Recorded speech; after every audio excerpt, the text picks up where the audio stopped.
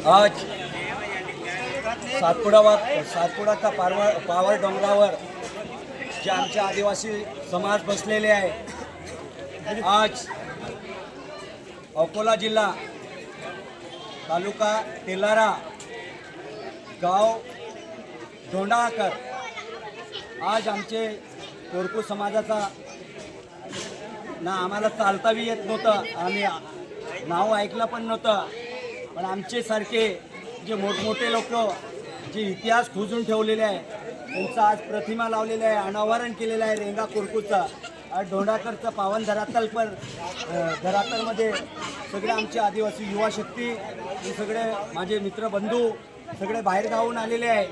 आज आजचा कार्यक्रमाचा अध्यक्ष उपाध्यक्ष आणि गावाचं नियोजन करणारे सगळ्यांचा आभार मानतोय आणि माझे इथले धोंडाकरचे युवा साथींचा खूप खूप अभिनंदन। आज आपण हे घोषणा करतो, येणारा काळ आता 9 ऑगस्ट येतोय, आपला सण आज असतोय, सगळ्यांचा एक दिवस सण असतोय, पण आपलाही 9 ऑगस्ट विश्व आदिवासी दिवस सण आहे।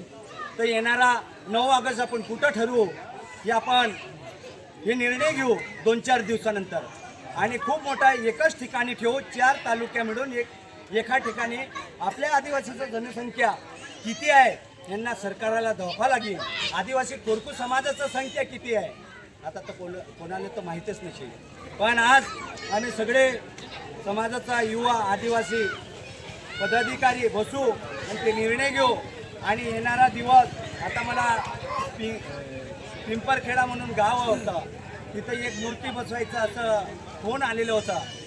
खूप त्यांचं बी अभिनंदन। मूर्ती बसवायचा 9 ऑगस्टला फारच चांगला झाला तर आपण तिथंच मोठा कार्यक्रम होतो असं सगळ्यांचं विनंती आहे। एकच कार्यक्रम घेऊ पण ऐतिहासिक कार्यक्रम घेऊ। एवढा बोलून माझ्या 2 शब्दाला विराम देतो। जय आदिवासी।